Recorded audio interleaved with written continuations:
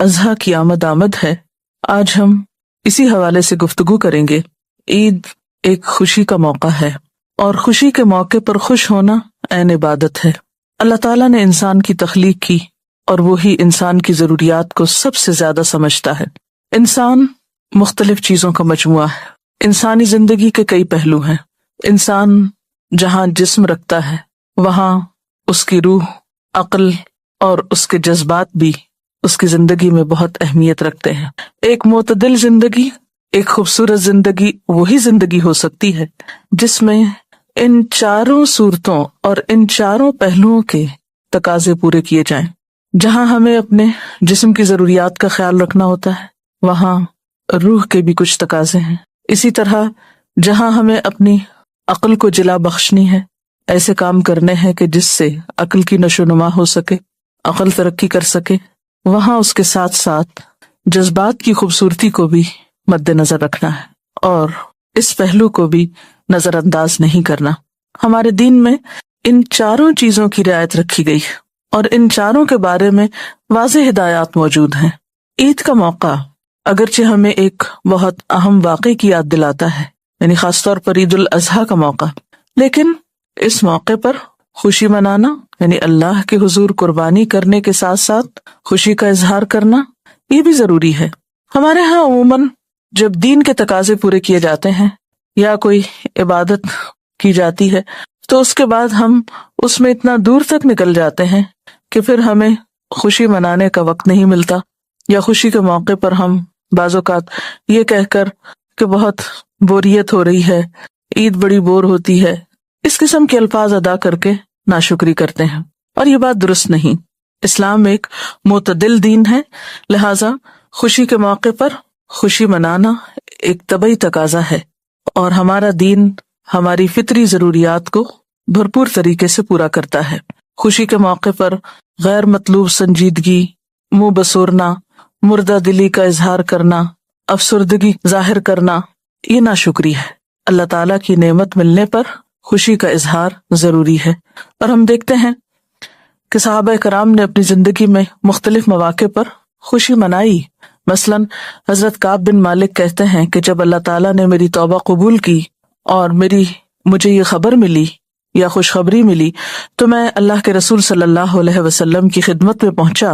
میں نے جا کر سلام کیا، آپ صلی اللہ علیہ وسلم کا چہرہ خوشی سے جگمگا رہا تھا، اور آپ صلی اللہ علیہ وسلم کو جب بھی کوئی خوشی حاصل ہوتی تو آپ کا چہرہ اس طرح چمکتا جیسے چاند کا ٹکڑا ہو، اور ہم آپ کے چہرے کو دیکھ کر پہچان جاتے، آپ کے چہرے کی چمک اور رونق دیکھ کر سمجھ جاتے کہ آپ اس وقت انتہائی خوش ہیں۔ تو اسی طرح تہوار کے موقع پر، خوشی کے موقع پر خوشی منانے کا اہتمام بھی کرنا چاہیے۔ مثلاً ہم دیکھتے ہیں کہ نبی صلی اللہ علیہ وسلم جب مدینہ تشریف لائے تو مدینہ کے لوگوں نے آپ کو بہت خوبصورت طریقے سے ویلکم کیا، بچیوں نے آپ کی آمد پر ترانے پڑھے، اور پھر اسی طرح آپ نے مدینہ میں آ کر، اگرچہ مدینہ کے حالات کچھ بہت اچھے نہیں تھے، ہر سال جنگ کا موقع آتا، معاشی حالات بھی مسلمانوں کے کچھ زیادہ بہتر نہیں تھے، لوگ اپنے گھر اور وطن کو چھوڑ کر آئے ہوئے تھے، لیکن ان سب چیزوں کے باوجود عید منانے کا اہتمام جاری رہا۔ آپ صلی اللہ علیہ وسلم جب مدینہ تشریف لائے تو آپ نے فرمایا، تم سال میں 2 دن خوشیاں مناتے تھے، اب اللہ تعالیٰ نے تم کو اس سے 2 بہتر دن عطا کیے ہیں، یعنی عید الفطر اور عید الاضحیٰ کے، لہٰذا ان دنوں کو، یعنی ان دنوں میں عید مناؤ اور خوشی کا اظہار کرو۔ اسی لیے آپ صلی اللہ علیہ وسلم نے ان دنوں میں روزہ رکھنے سے بھی منع فرمایا۔ تو اس سے یہ پتہ چلتا ہے کہ خوشی کے موقع پر کچھ کھانے پینے کا اہتمام کرنا یہ بھی خوشی منانے کا ایک حصہ ہوتا ہے، اور خصوصاً اس عید کے موقع پر 1 دن نہیں، 1 دن سے زیادہ، اسی لیے ہم دیکھتے ہیں کہ عموماً 3 دن تک عید منائی جاتی ہے، اسی لیے اس کو بڑی عید بھی کہا جاتا ہے، یعنی عید الاضحیٰ کو۔ اور یہ بھی آپ صلی اللہ علیہ وسلم کی سنت سے ثابت ہے، کیونکہ آپ صلی اللہ علیہ وسلم نے ان دنوں کے بارے میں فرمایا کہ یہ ایام کھانے پینے، باہم خوشی کا لطف اٹھانے اور خدا کو یاد کرنے کے ہیں، کیونکہ مومن کی کوئی خوشی اللہ تعالیٰ کو یاد کیے بغیر نہیں ہوتی۔ اسی لیے ہم دیکھتے ہیں کہ اس دن جہاں خوشی منانے کے اور بہت سے اہتمام کیے جاتے ہیں، وہاں نماز بھی پڑھی جاتی ہے اور تکبیرات بھی بلند کی جاتی ہیں، اللہ تعالیٰ کا ذکر بھی کیا جاتا ہے۔ اور اس کے علاوہ ہم دیکھتے ہیں مدینہ کی زندگی میں تو خواتین کہ ہاں اس موقع پر شعر و شاعری بھی ہوتی تھی. مثلاً حضرت عائشہ رضی اللہ تعالیٰ عنہا کہتی ہیں کہ عید کا دن تھا، میرے پاس کچھ لونڈیاں بیٹھی ہوئی تھی، کیونکہ اس زمانے میں لونڈیاں گایا بجایا کرتی تھی. وہ اشعار گا رہی تھی اور جنگ بعاث سے متعلق کچھ شعر پڑھے جا رہے تھے. تو اتنے میں حضرت ابوبکر رضی اللہ تعالیٰ عنہ تشریف لائے اور انہوں نے کہا کہ اللہ کے رسول صلی اللہ علیہ وسلم کے گھر میں یہ سب کچھ ہو رہا ہے، یعنی یہ شعر و شاعری ہو رہی ہے اور گایا جا رہا ہے. تو اس پر آپ صلی اللہ علیہ وسلم نے فرمایا کہ اے ابوبکر رہنے دو، ہر قوم کے لیے تہوار کا ایک دن ہے اور یہ ہماری عید کا دن ہے.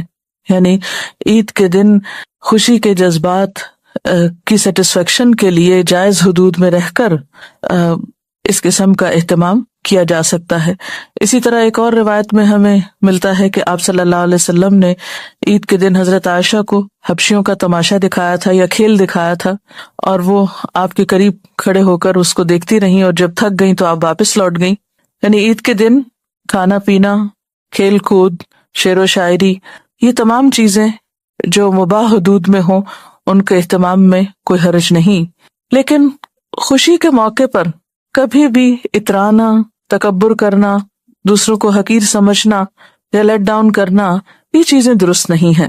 اس لیے ہمیں جہاں خوشی منانی ہے، اچھا لباس پہننا ہے، اچھا کھانا کھانا ہے، وہاں اس بات کا بھی خیال رکھنا ہے کہ وہ لوگ جن کے پاس یہ تمام چیزیں نہیں ہیں ان کی ضروریات بھی پوری کی جائیں، کیونکہ کوئی خوشی تنہا نہیں منائی جا سکتی. خوشی وہی خوشی ہے جس میں اور لوگ بھی شریک ہوں، کیونکہ کسی خوشی میں جب باقی لوگ بھی شریک ہوتے ہیں جو آس پاس کے ہیں، دوست احباب ہیں یا ہمسائے ہیں یا معاشرے کے دیگر افراد ہیں، تو جب تک وہ خوشی تمام طبقات میں نہ پہنچے اس وقت تک وہ خوشی نہیں ہوتی. اسی لیے ہم دیکھتے ہیں کہ حضرت کعب بن مالک کی جب توبہ قبول ہوئی تو سب صحابہ کرام ان کے پاس خاص طور پر مبارکباد دینے کے لیے پہنچے، اور وہ حضرت طلحہ کی مبارکباد کو بعد میں کبھی نہیں بھولے کہ حضرت طلحہ رضی اللہ تعالیٰ عنہ نے بہت ہی زیادہ خوشی کا اظہار کیا اور ایک خصوصی طریقے سے مبارکباد دی اور اپنے جذبات کا اظہار کیا. اور آپ صلی اللہ علیہ وسلم نے بھی جب حضرت کعب کو مبارکباد دی تو آپ نے فرمایا کہ کعب یہ تمہاری زندگی کا سب سے زیادہ خوبصورت دن ہے. یعنی جذبات کے اظہار کے لیے اچھے الفاظ کا استعمال، اچھے انداز کا استعمال یہ بے حد ضروری ہے. اور مبارک کا جو لفظ ہے اس کا معنی بھی یہی ہے کہ اللہ تعالیٰ تمہیں اس نعمت میں مزید برکت دے، مزید خیر و عافیت اور بھلائی نصیب ہو. اب کچھ چیزیں اس حوالے سے کہ ہم پھر عید کے دن کیا کریں، سنت نبی صلی اللہ علیہ وسلم سے کیا کچھ ثابت ہے. پہلی بات تو یہ ہے کہ عید کے لیے تیاری عید سے پہلے ہی شروع ہو جائے گی. مثلاً اگر قربانی کرنا ہے تو اس کا اہتمام، پھر اسی طرح اگر قربانی نہیں بھی کر سکتے تو اس ریچول میں شرکت کے بال وغیرہ نہ کاٹے جائیں، نہ تراشے جائیں، نہ ناخن تراشے جائیں، جب ذوالحج کا چاند نظر آ جائے. پھر اسی طرح جب عید کا دن ہو تو صبح کے وقت غسل کر کے اچھا لباس پہننا، نئے کپڑے ہوں تو نئے پہنے جائیں، اگر نئے کسی کے پاس نہیں ہیں تو بھی دھلے ہوئے کپڑے پہننا جو ہے وہ ضروری ہے. ابن عباس بیان کرتے ہیں کہ رسول اللہ صلی اللہ علیہ وسلم عید الفطر اور عید الاضحیٰ کے دن غسل فرمایا کرتے تھے، یعنی خاص طور پر تیاری کیا کرتے. پھر اسی طرح ایک اور روایت میں حضرت جابر کہتے ہیں کہ آپ صلی اللہ علیہ وسلم عیدین اور جمعے کے موقع پر اپنی سرخ چادر پہنا کرتے تھے، یعنی خصوصی لباس کا اہتمام کرتے تھے. اسی طرح اس موقع پر خوشبو لگانا اور پھر اہتمام کے ساتھ عید پڑھنے کے لیے جانا یہ بھی ضروری ہے. عید کے دن عام طور پر جو کھانا کھاتے اس کے علاوہ اسپیشل کھانا تیار کرنا یا خود کھانا اور دوسروں کو کھلانا جو ہے یہ بھی ایک مسنون عمل ہے، لیکن اس میں تھوڑا سا فرق ہے. آپ صلی اللہ علیہ وسلم جب عید الفطر کے دن عید پڑھنے کے لیے جاتے تو کوئی میٹھی چیز کھا کر جاتے، مثلاً کھجور، اور اگر کھجوریں کھاتے تو طاق عدد میں مثلاً 1 یا 3 یا 5. اور عید الاضحیٰ کے دن آپ جانے کے وقت یعنی جاتے وقت تک کچھ نہیں کھاتے تھے، ایک طرح سے روزہ ہوتا تھا، اور نماز پڑھنے کے بعد واپس آ کر قربانی کرتے اور قربانی کے گوشت میں سے کھاتے. اب اگر کوئی شخص اتنا صبر کر سکے کہ واپس آ کے قربانی کرے اور پھر اس کو پکائے اور پھر کھائے تو بہت ہی اچھا ہے، لیکن اگر ایسا ممکن نہ ہو تو پھر انسان واپس آ کر عید کی نماز پڑھنے کے بعد کچھ بھی کھا سکتا ہے. پھر اسی طرح یہ ہے کہ آپ صحابیات کے بارے میں آتا ہے کہ وہ اپنے بچوں کو دودھ تک نہیں پلاتی تھی جب تک عید کی نماز ہو نہیں جاتی تھی، یعنی وہ اس سنت میں بچے بھی شریک ہوتے تھے.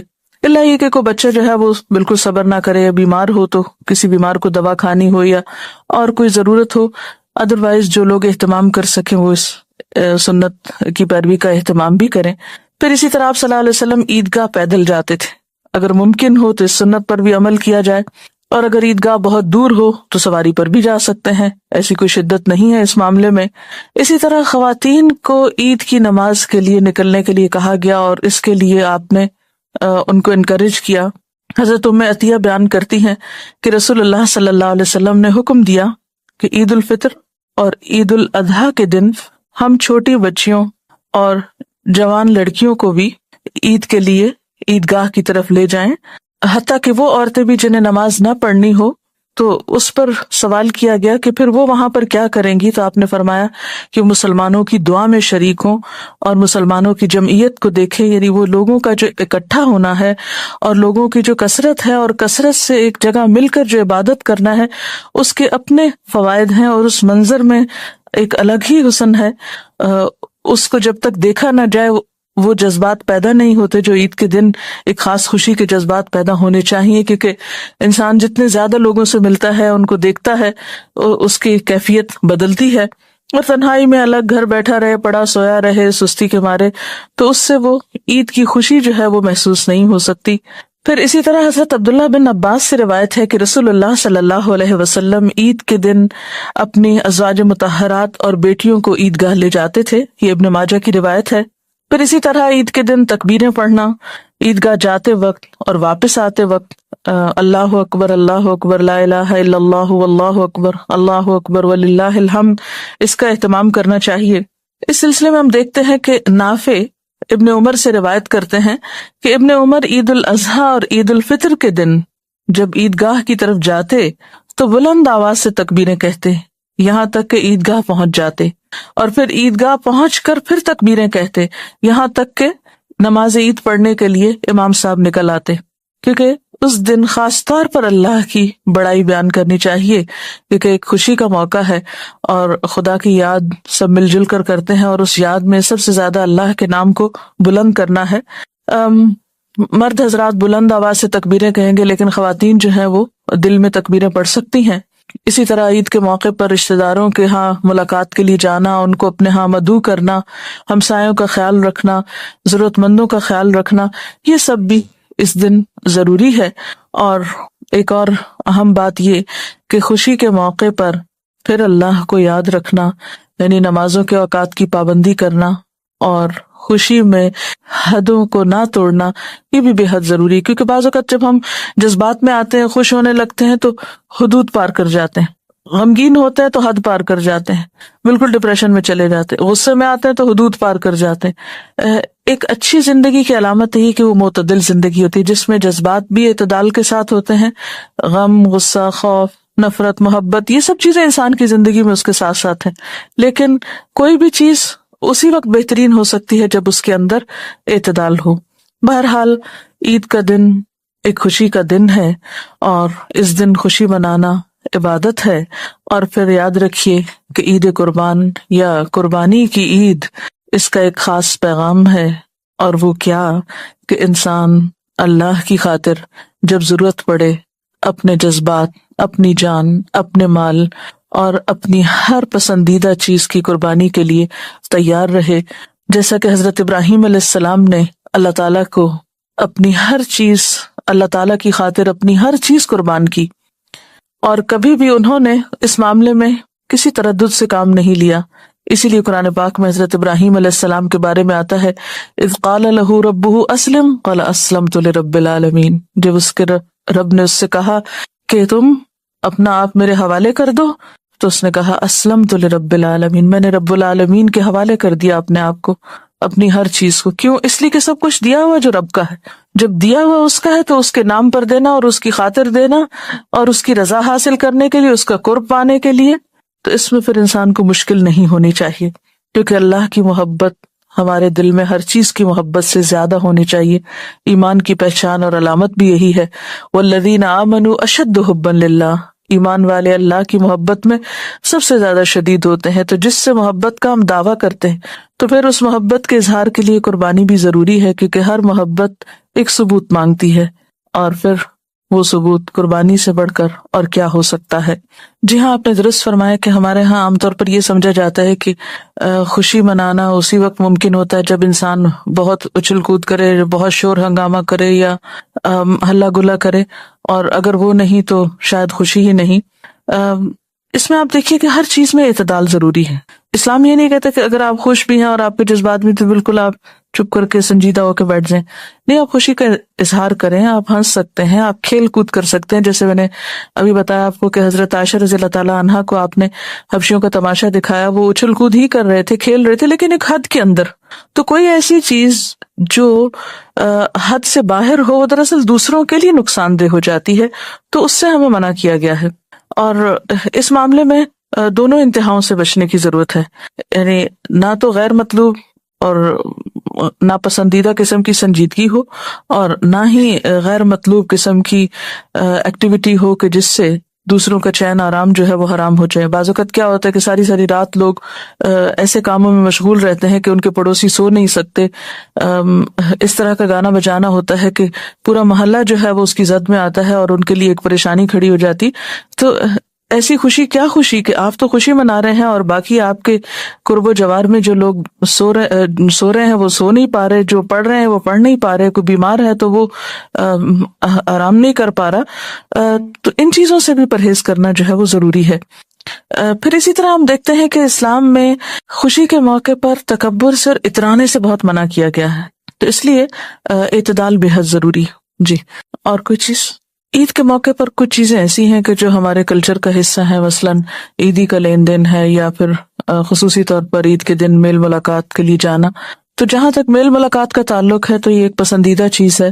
عید کے موقع پر چھٹی بھی ہوتی ہے، سب لوگ خصوصی طور پر اس کے لیے تیار ہوتے ہیں کہ ایک دوسرے سے ملاقات کی جائے، اور پہلے بھی عرض کیا کہ جو خوشی مل جل کر منائی جا سکتی ہے وہ تنہا نہیں منائی جا سکتی، اس لیے خصوصی اہتمام ہوتا ہے عید کے موقع پر ملاقاتوں کا۔ تو اس میں حرج کوئی نہیں ہے، ایک پسندیدہ امر ہے۔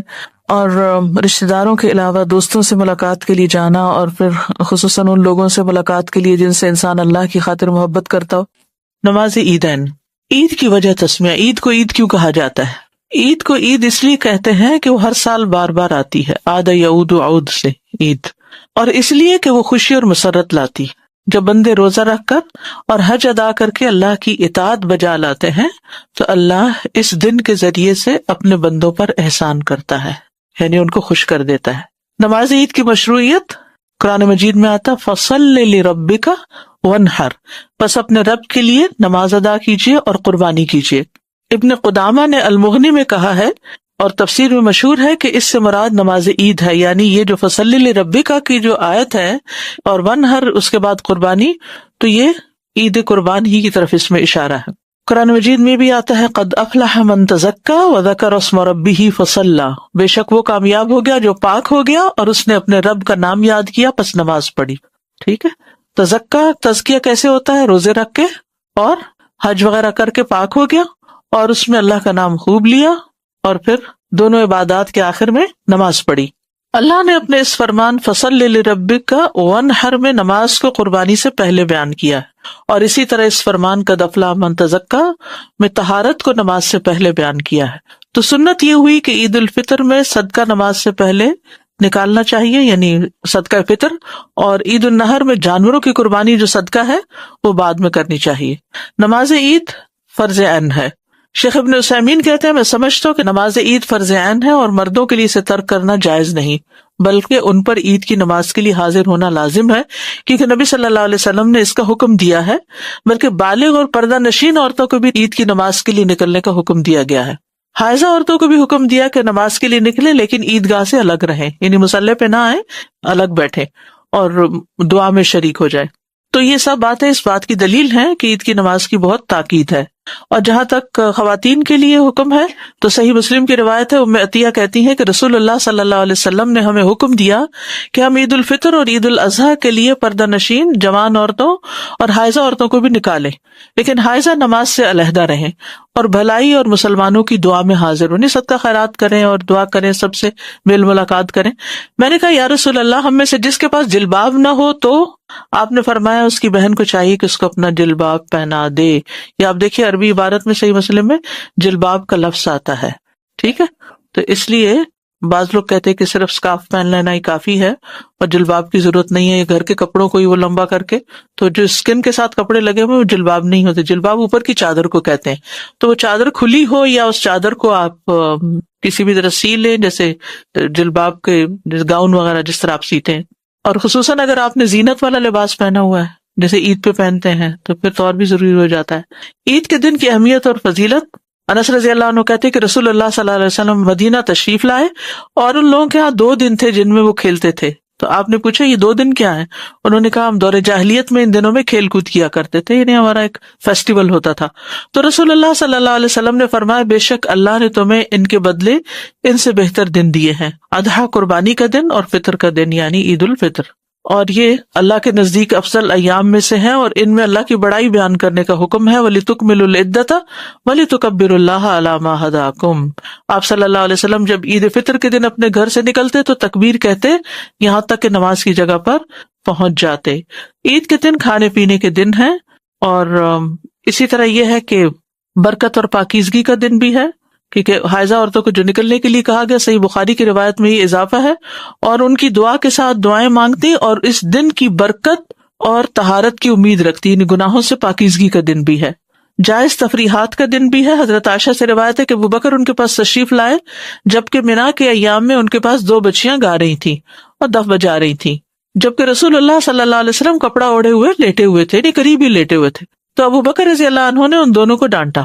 اس پر رسول اللہ صلی اللہ علیہ وسلم نے اپنے آپ سے کپڑا ہٹایا اور فرمایا اے ابوبکر انہیں چھوڑ دیں کیونکہ یہ عید کے دن ہے. اور عائشہ رضی اللہ عنہا نے کہا میں نے رسول اللہ صلی اللہ علیہ وسلم کو دیکھا کہ آپ مجھے اپنی چادر سے چھپائے ہوئے تھے اور میں حبشیوں کے کھیل کو دیکھ رہی تھی. یہ بھی عید کا دن تھا، وہ کھیل رہے تھے اور میں کم سن لڑکی تھی. ذرا اندازہ لگاؤ اس لڑکی کا شوق کس قدر ہوگا جو کھیل کی شوقین نوعمر تھی، یعنی وہ کتنی دیر کھیل دیکھے گی. یہ صحیح مسلم کی روایت میں جاریہ کا لفظ آتا ہے وَأَنَا جَارِيَةٌ فَاقْدِرُوا قَدْرَ الْجَارِيَةِ الْأَرْبَةِ الْحَدِيثَةِ السِّنِّ. نماز عیدین کی طرف جانے کی سنت ہے. عید کے دن غسل کرنا. یہاں حضرت علی کی روایت آ رہی ہے، یعنی ایک شخص نے حضرت علی سے اس کے بارے میں سوال کیا تو فرمایا تم چاہو تو روزانہ غسل کر سکتے ہو. اس نے کہا نہیں غسل نہیں، خاص غسل. فرمایا جمعہ کے دن، عرفہ کے دن، قربانی کے دن، فطر کے دن غسل کرو. ٹھیک ہے، لیکن اگر کسی مجبوری سے کوئی نہ کر سکے، کوئی بیمار ہے یا بہت سردی ہے یا گرم پانی میں اثر نہیں تو بھی ٹھیک ہے. اچھا لباس پہننا. ابن عباس سے مروی ہے کہ آپ صلی اللہ علیہ وسلم عید والے دن سرخ رنگ کی چادر زیب تن کرتے تھے، یعنی اوپر سے جو لپیٹتے تھے. زیب و زینت کرنا، تو اگر نبی صلی اللہ علیہ وسلم زیب و زینت کا اظہار کرتے تھے تو خواتین کے لیے تو اور بھی زیادہ ضروری، یعنی کہ اس کا اہتمام باقاعدہ کرنا چاہیے اور بچوں کو بھی اس کا احساس دلانا چاہیے. جو بچے کرسمس کو اتنا زیادہ ایلیبوریٹڈ دیکھتے ہیں وہ عید کو پھر بوری کہتے ہیں، تو اس میں اپنے ایک حدود کے اندر رہتے ہوئے زیب و زینت کا اظہار ضرور کریں. امام مالک کہتے ہیں میں نے اہل علم سے سنا کہ وہ ہر عید کے موقع پر خوشبو اور زینت کو پسند کرتے تھے. عید الفطر کے دن کچھ کھا کے عیدگاہ کی طرف جانا چاہیے. نبی صلی اللہ علیہ وسلم چند کھجورے کھا لیتے تھے نماز سے پہلے، اور حضرت انس سے بھی ایک یہی روایت ملتی ہے کہ جس میں کھجورے کھانے کا ذکر ہے. عطا سے مروی انہوں نے ابن عباس کو یہ فرماتے ہوئے سنا کہ عید الفطر کے دن اگر ممکن ہو تو صبح نکلنے سے پہلے کچھ کھا پی کر نکلو، تو ایسا ہی کیا کرو. وہ کہتے ہیں کہ جب سے میں نے یہ بات ان کی سنی ہے اس وقت سے میں صبح نکلنے سے پہلے کچھ کھانے پینے کا عمل میں نے چھوڑا نہیں. خواہ روٹی کا ایک ٹکڑا کھاؤں یا دودھ پی لوں یا پانی پی لوں، یعنی کھجورے بھی لازم نہیں ہے، کیونکہ ہم جب ایسی کوئی چیز پڑھ لیتے ہیں تو پھر اتنے ریجڈ ہو جاتے ہیں کہ کہتے ہیں یعنی کھجور ہی ضروری ہے. کھجور کنوینئنٹ ضرور ہے لیکن ضروری نہیں ہے. جو بھی میسر ہو کھا سکتے ہیں. شیر خورما یا خورم شیرہ کھا لیں، یا اور بھی اس طرح کی جو چیزیں اپنے کلچرل ہیں وہ بھی اگر آپ بناتے ہیں تو وہ بھی کھا سکتے ہیں. عید الاضحیٰ کے دن نماز سے پہلے کچھ نہ کھانا. نبی صلی اللہ علیہ وسلم عید الفطر کے دن جب تک کھا نہ لیتے تھے نکلتے نہیں تھے، اور عید الاضحیٰ کے دن جب تک نماز نہ پڑھ لیتے کھاتے نہیں تھے. یعنی دونوں عیدوں میں اپوزٹ، اور اسی میں فطرانہ اور قربانی کی بھی اپوزٹ چیزیں ہیں، تو دونوں عیدوں میں تھوڑا تھوڑا فرق ہے ترتیب کے اعتبار سے. سب کا عیدگاہ کی طرف نکلنا. ابن عباس سے مرفوع روایت ہے کہ آپ صلی اللہ علیہ وسلم اپنی بیٹیوں اور بیویوں کو حکم دیتے کہ وہ عیدین کے لیے نکلا کریں. ابن عباس کہتے کہ عید کے دن رسول اللہ صلی اللہ علیہ وسلم کو یہ بات اچھی لگتی کہ اپنے اہل خانہ کو بھی ساتھ لے کر جائیں. اور پھر عبداللہ بن رواحہ انصاری کی بہن رسول اللہ صلی اللہ علیہ وسلم سے روایت کرتی ہیں، آپ نے فرمایا عیدین کے لیے ہر اس عورت پر نکلنا فرض ہے جو کمر باندھتی ہو، یعنی بالغ ہو، منسز آ گئے ہوں اس کو. بچوں کو عیدگاہ لے جانا.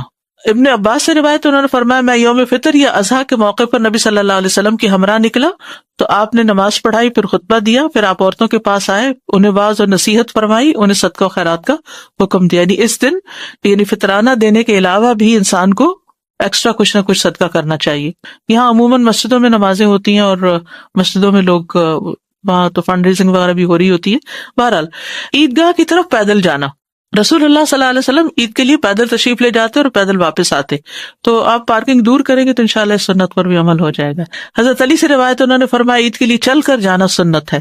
گھر سے نکلتے وقت تکبیرات پڑھنا، نماز کی جگہ تک پڑھتے آپ صلی اللہ علیہ وسلم، جب نماز پوری کر لیتے تو تکبیرات بند کر دیتے تھے. عبداللہ بن عمر سے مروی ہے کہ رسول اللہ صلی اللہ علیہ وسلم دونوں عیدوں میں فضل بن عباس، عبداللہ، عباس، علی، جعفر، حسن، حسین، اسامہ بن زید، زید بن حارثہ، ام ایمن، ایمن بن ام ایمن کے ساتھ نکلتے. آپ صلی اللہ علیہ وسلم تحلیل اور تکبیر کے ساتھ اپنی آواز بلند کرتے. وہ جنازے میں نہیں، لیکن یہاں پر آپ دیکھیں کہ سارے نکل رہے اکٹھے، یہ آپ کے اہل خانہ ہیں، یہ سب آپ کے رشتے دار ہیں، فیملی ممبرز ہیں، تو یہ سب مل کر بلند آواز سے پھر تکبیر پڑھتے تھے. یہاں خوشی کا اظہار ہو رہا ہے. ٹھیک ہے. عمر بن رضی اللہ عنہ منا میں اپنے خیمے کے اندر تکبیر کہتے تو مسجد میں لوگ اسے سنتے، اور تکبیر کہتے اور بازار والے بھی تکبیر کہتے، یہاں تک کہ سارا منا تکبیر سے گونج اٹھتا. یہاں بلند آواز سے، یعنی وہ جو رمی والے دن ہوتے ہیں. ابن عمر منا کے ان دنوں میں نمازوں کے بعد اپنے بستر پر، اپنے خیمے میں، اپنی مجلسوں میں، اپنے راستے میں اور دن کے تمام حصوں میں تکبیر کہتے. میمونہ رضی اللہ عنہا یوم النحر 10 ذوالحجہ میں تکبیر کہتی تھی. عورتیں ایام تشریق میں ابان بن عثمان اور عمر بن عبدالعزیز کے پیچھے مسجد میں مردوں کے ساتھ تکبیر کہا کرتی تھی. یعنی تکبیرات پڑھنا عورتوں مردوں سب کے لیے ہے. ٹھیک ہے. اور صدقہ فطر کو فرض قرار دیا گیا ہے کیونکہ یہ روزہ دار کے لیے لغو اور بےہودہ بات، اقوال اور افعال جو بھی رمضان میں ہو جائیں ان کی پاکیزگی کا ذریعہ ہے، اور مسکینوں کے لیے کھانا ہے. اور یہ نماز سے پہلے ادا کرنا ضروری ہے، بعد میں ادا کرنا عام صدقے کی طرح ہے. عید الاضحیٰ میں نماز سے پہلے قربانی نہیں کرنی چاہیے. اگر کسی نے کر لی ہو تو اسے دوبارہ کرنی ہوگی، ورنہ وہ قربانی جو ہے وہ ادا نہیں ہوئی. ٹھیک ہے. کیونکہ ایک شخص نے ایسا کر لیا، آنے سے پہلے بکری ذبح کی اور ناشتہ وغیرہ بھی کر لیا، تو آپ نے فرمایا تمہاری بکری تو صرف گوشت کی بکری ٹھہری، یعنی قربانی کی نہیں. انہوں نے عرض کیا اللہ کے رسول ہمارے پاس بھیڑ کا 1 سالہ بچہ ہے جو 2 بکریوں سے زیادہ عزیز ہے، کیا میرے لیے کافی ہوگا؟ آپ نے فرمایا ہاں، لیکن تمہارے علاوہ بعد میں کسی کو کافی نہ ہوگا، کیونکہ بیچارہ پہلے ایک کر چکا تھا تو آپ نے اس کو پھر آسانی کر دی اس کے لیے. نماز عیدین کھلے میدان میں پڑھنا، یعنی یہ افضل ہے. اور پھر پہلے عید کی نماز ہوگی، پھر خطبہ ہوگا. ٹھیک ہے. اور صحابہ کا بھی یہی طریقہ رہا ہے. عید کے نماز کے لیے نہ اذان ہے نہ اقامت ہے، یہ یاد رکھنے کی بات ہے. آپ کے دور میں بھی کوئی اذان اقامت نہیں کی جاتی تھی، ڈائریکٹ نماز شروع. اسی لیے آپ دیکھیں کہ ایک دم اللہ اکبر کی آواز آتی ہے اور پھر تکبیرات بار بار جو کرتے ہیں. امام کے سترے کا خیال کرنا ضروری ہے کیونکہ آپ صلی اللہ علیہ وسلم کھلے میدان میں نماز پڑھتے تھے تو سترہ رکھتے تھے. اور عید کی نماز جو ہے صرف 2 رکعت ہے. پہلی رکعت میں قرات سے پہلے 7 اور دوسری میں 5 تکبیرات. تکبیرات کے درمیان سکتہ، یعنی تھوڑی سی خاموشی، یعنی اللہ اکبر اللہ اکبر اللہ اکبر نہیں کرنا چاہیے، بلکہ اللہ اکبر اللہ اکبر اللہ اکبر رک رک کے پڑھنی چاہیے. اور ان کے درمیان کوئی مخصوص ذکر نہیں ہے. تکبیرات کے درمیان اللہ کی حمد و ثنا ہے. ہر 2 تکبیروں کے درمیان اللہ کی حمد و ثنا ہے، مطلب دل میں جیسے سبحان اللہ یو کچھ اس طرح. ہر تکبیر کے ساتھ ہاتھ اٹھانا اور باندھنا، یعنی جب اللہ اکبر کہیں گے تو ہاتھ باندھیں گے بھی. اچھا، پچھلی دفعہ مجھ سے کسی نے سوال کیا تھا کہ بعض لوگ جب نماز